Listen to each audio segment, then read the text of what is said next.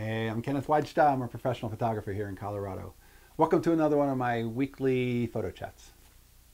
So, as I was crossing the country a few weeks ago, I stopped in an antique store, and inside they had a bunch of popular photography magazines from the 1950s.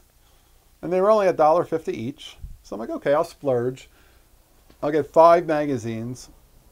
Half of the fun of these is picking them up and looking at what the covers are, what the ads are for, because there's lots of ads for old Rolleiflexes. And it's a little time travel. Some of the photographs and some of the cameras that we use now were just being advertised as new back then. And these are from 1952, 1956, 1956, 1959. This one, though, is the one I want to talk about. This one's from 1953. And this is the special prize contest issue, which is fascinating that they ran photo contests at Popular Photography, which is really cool. And I'm fascinated that of the photos, the judges included, let me make sure I have this right. The judges included W. Eugene Smith, or Gene Smith, the life photographer who shot The Country Doctor. Irving Penn, the Vanity Fair, Vogue, Harper's Bazaar fashion photographer, probably Harper's Bazaar. Ed Steichen. Like, these are heavyweights in the world of photography judging this photo contest. This isn't just some group of people who put together a photo contest online. This is a really serious group of photographs being seen by a very serious group of photography professionals. This is an interesting thing. This city girl is the photo that won first prize, which has an interesting composition. I bet it wouldn't place nowadays in anything because people want things that are a lot more exciting or dramatic. But as I'm going through it, I thought this was interesting. 4th place went to a person named Robert Frank. So Robert Frank was entering contests back then, making photographs and trying to win. This is back in 1953. Right below it, in 5th place, is Saul Leader. Saul Leader is a well-known photographer, both color and black and white, and that's his winning photograph. So it was a fascinating thing to see. I didn't expect to see any names that I knew. That wouldn't have been what I expected. I expected to see just a bunch of names that were New York amateurs. But here are the photographers who are, now we know Robert Frank, now we know Saul Leader. And they were submitting to the local magazine. Now, it certainly had a great crop of judges. I think there was one more in here, if I can find it. There was one more that was also another Robert Frank. And it's just fascinating to me that they would have, here it is, the lady. This photo is also another Robert Frank, you can see on the bottom. And that's his winning photograph, or maybe it was an honorable mention, but in any case, it was the idea that this is what he's submitting to this popular photography contest.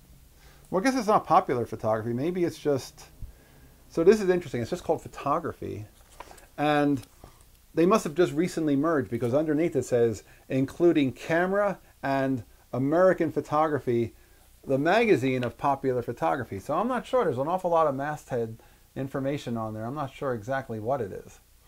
But it doesn't say popular photography across the top. It looks like a merging of several different magazines. But the idea that these people who went on to make legendary books and be known in galleries were submitting to photo contests, I find that terribly rewarding. I'm really glad I picked that up for that $1.50. That was a fun win. And then besides that, there's certainly, like I said, always the ads for, you know, the lucky man who got the Zeiss Icon camera for Christmas. I like that they have a little Christmas tree behind them. The automatic Rolleiflex. This is what Vivian Mayer would have been looking at and seeing, oh, I need to go get one of those cameras. That looks like a good camera for me to work with. And so these were fun old magazines. If you end up popping by an antique store and you see them, somebody's got old magazines, old books for sale. They're not often expensive, and they're a fun little time travel. And who knows, you might find the contest winners are people that you know, like I did, which was certainly a treat. It was fun to go into, on my road trip, into breakfast somewhere and bring an old magazine with me and just flip through it while I'm having breakfast and just have that experience of, this is what people would do. We used to have magazines delivered, and this was a big deal.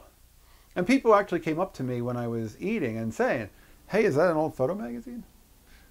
Look, you're reading an actual magazine. It's like people are enamored by the idea that we could actually still do something in print, and that physically we're able to read something that's not a phone. And for me, it was a fun win to be able to find those magazines. There's 5 I get to go through, and the fact that there's some surprise winners in the photo contest. So maybe photo contests are a good thing, but make sure you get judges who are way at the top of their field to be the judges, because there's a lot of contests out there right now, I think, that are just sort of a money grab. They feel like they're just out there to be a way to get submission fees, and they aren't necessarily about the art, they're mostly about the fees. And my number one suggestion is, if ever you see a contest that says, due to incredible demand, we are extending our deadline, that is not true. When there is incredible demand, the Sundance Film Festival has incredible demand. There is no extensions to their deadline. It's when there is a lack of submissions that contests extend their deadline. So if you are looking to get into a contest that doesn't have a lot of entries, that might be one. But if you're looking to get into one that's very popular and successful, that may not be it.